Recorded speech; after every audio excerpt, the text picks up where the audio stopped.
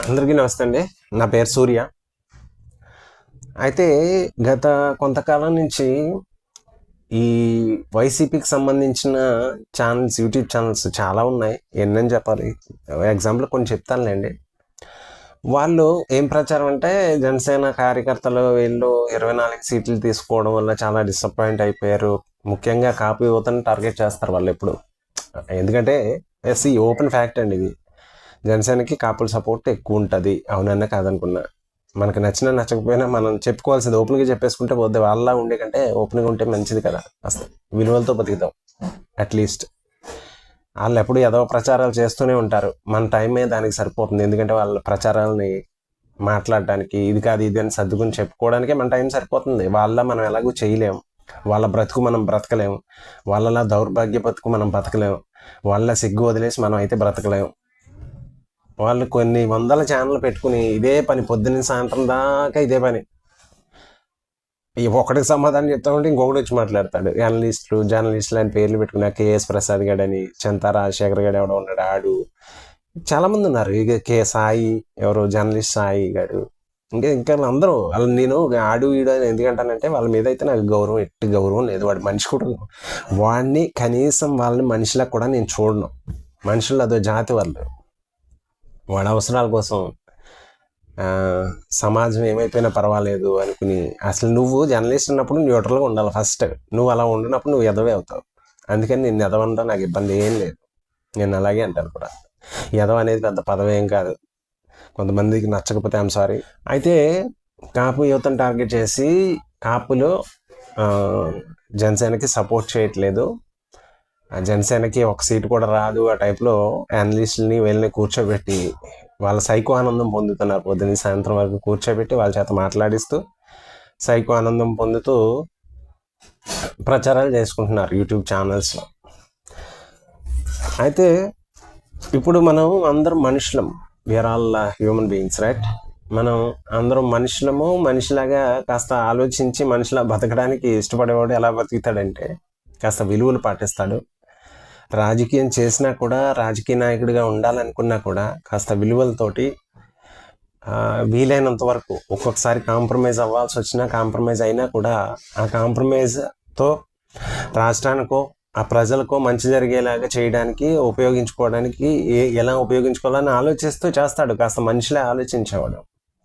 కానీ ఇంకో రకం జాతి ఉంటుంది. అదేంటంటే వాళ్ళు ఎలా ఉంటారంటే వాళ్ళు అవసరాల కోసం, వాళ్ళ అధికారం కోసం ఎవరు ప్రజలు కాదు, ఎవడు ఎలా వెళ్ళిపోయినా పర్లేదు, ఇంట్లో వాళ్ళు ఎలా వెళ్ళినా పర్లేదు, ఇంట్లో వాళ్ళకి అన్యాయం జరిగిపోయినా పర్వాలేదు, ఏం జరిగినా పర్వాలేదు, నేను పదవిలో ఉండాలి, నేను అధికారంలో ఉండాలి, అంతే వాళ్ళకి కావాల్సిందే. దానికోసం ఏమైనా మాట్లాడతారు. వాళ్ళు వెళ్ళే తేడా లేదు. ఇంట్లో వాళ్ళనైనా ఏమైనా బజార్కి లాక్కొచ్చేస్తారు. వాళ్ళ సొంత బాబాయి సరే మర్డర్ జరిగింది, అది పక్కన పెట్టండి, దాని గురించి చాలా చర్చ ఉంది, అది ఇప్పుడు మా మ్యాటర్ కాదు. కానీ చనిపోయిన తర్వాత వాళ్ళ అవసరం అని చెప్పేసి ఎవరినో తీసుకొచ్చి, వాళ్ళ బాబాయికి వేరే పెళ్ళి అయిందో లేకపోతే ఎఫ్ఐఆర్ ఉందో, వాళ్ళ ఫ్యామిలీని తీసుకొచ్చి బయటికి తీసుకొచ్చి సమాజంలో చూపించారంటే అది ఏ పార్టీ అర్థం చేసుకోండి. మీరు ఏ టైపు మనుషులు అర్థం చేసుకోండి.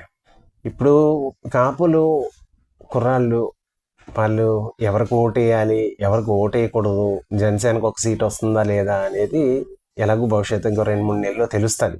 కాకపోతే వీళ్ళ ప్రచారం ఎందుకు చేస్తారంటే వాళ్ళు కొంతమందినైనా రెచ్చగొట్టి ఆ కుర్రాళ్ళు కనీసం వాళ్ళకి, మనకంటే వైసీపీ వాళ్ళకి ఓటు వేయకపోయినా పర్వాలేదు, కనీసం ఓటు వేయడం మానేస్తే మొత్తానికి ఎవరికి కూడా ఓటు వేయకుండా ఉంటే దానివల్ల ఏమైనా లబ్ధి పొంది వాళ్ళు గెలవడానికి ఏమైనా ఆస్కారం ఉంటుందేమో అని దరిద్రపు ఆశ. ఎందుకంటే వాళ్ళు ఎన్ని రకాలుగా చేయాలో అన్ని రకాలుగానే చేస్తారు కాబట్టి దాంట్లో ఒక భాగం అది. ఎలాగో వాళ్ళకి తెలుసు. ఎందుకంటే కాపుల కుర్రాళ్ళు ఒకవేళ కోపం వచ్చి జనసేనకు ఓటు వేయకపోయినా వైసీపీకి అయితే ఓటు వేయరు వాళ్ళు ఖచ్చితంగా. దాంట్లో అనుమానం ఏం లేదు. అది వాళ్ళకు కూడా తెలుసు.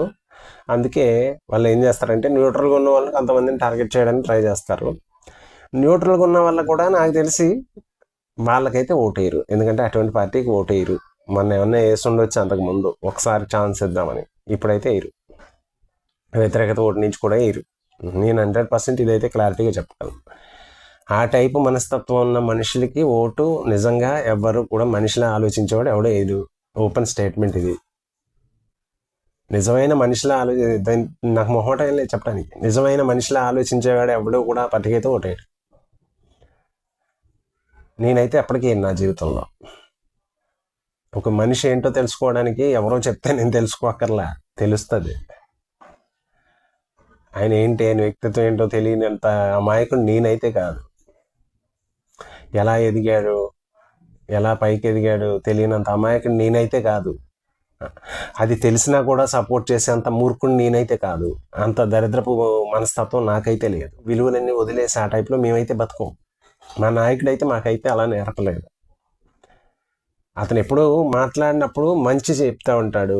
మంచి చెప్పుతున్నాడు కాబట్టి అతని మీద గౌరవం, నాకు నిజాయితీ గల నాయకుడని గౌరవం, నమ్మకం. అందుకనే సపోర్ట్ చేస్తున్నాం, అందుకనే అతనికి గౌరవిస్తా, అందుకనే అతనికి విలువిస్తాను, అందుకనే అతనికి ఇంతలా సపోర్ట్ చేస్తాం, అందుకనే అతని గురించి ఇంతలా మాట్లాడతాం.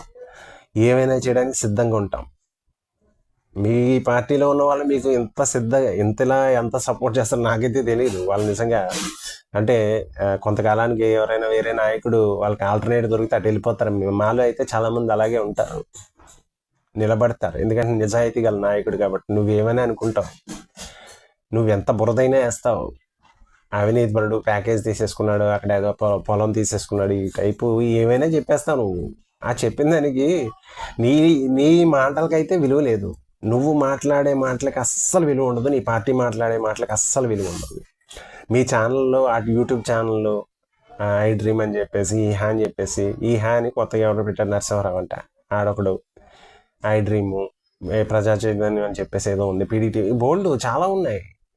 ఆ ఛానల్లో మాట్లాడిన చెత్తకి విలువిస్తారని నేనైతే ఎవ్వరూ విలువ నీ ఛానల్కి, నువ్వు మాట్లాడేదానికి. ఎందుకంటే నీకే విలువ లేదు, ఇంకా నీ ఛానల్కి విలువ ఎక్కడ ఇస్తారు? నీకు సంబంధించి నీ పార్టీలో ఉన్న కొంతమంది నీ టైపు భావజాలం ఉన్న, నీ టైపు ఆలోచన విధానం ఉన్న వ్యక్తులు మాత్రమే నీ ఛానల్ చూస్తారు, అంతే.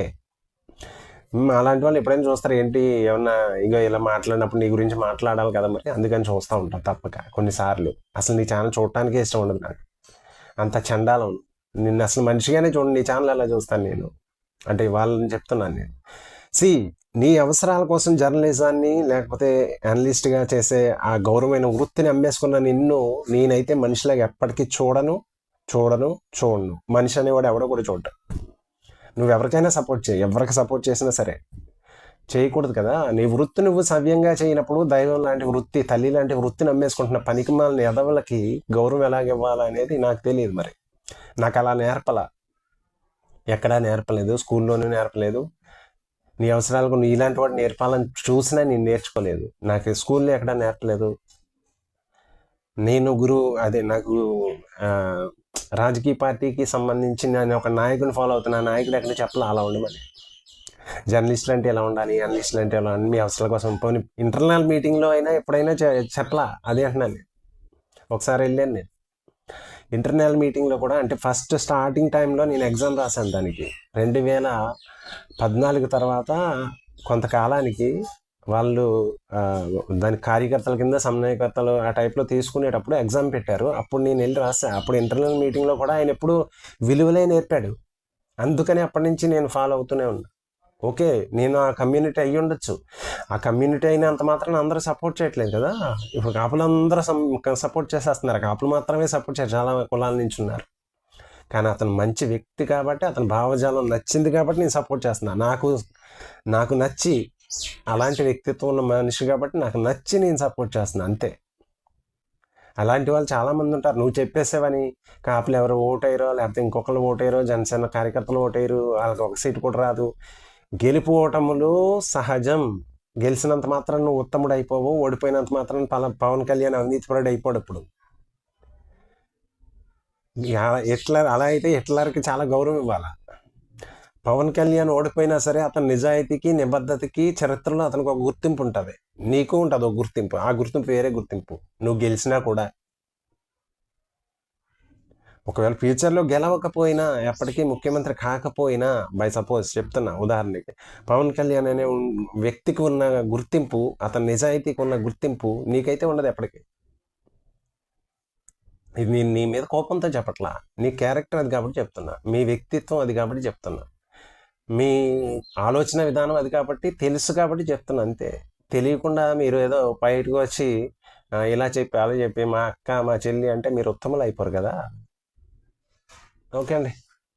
ఇంతకు మించి దీని గురించి టైం వేస్ట్ కానీ వాళ్ళు అలా మాట్లాడుతూనే ఉంటారు. బట్ అప్పుడప్పుడు మనం సమాధానం చెప్పాలి కాబట్టి మాట్లాడుతున్నాను అంతే. సరే అండి.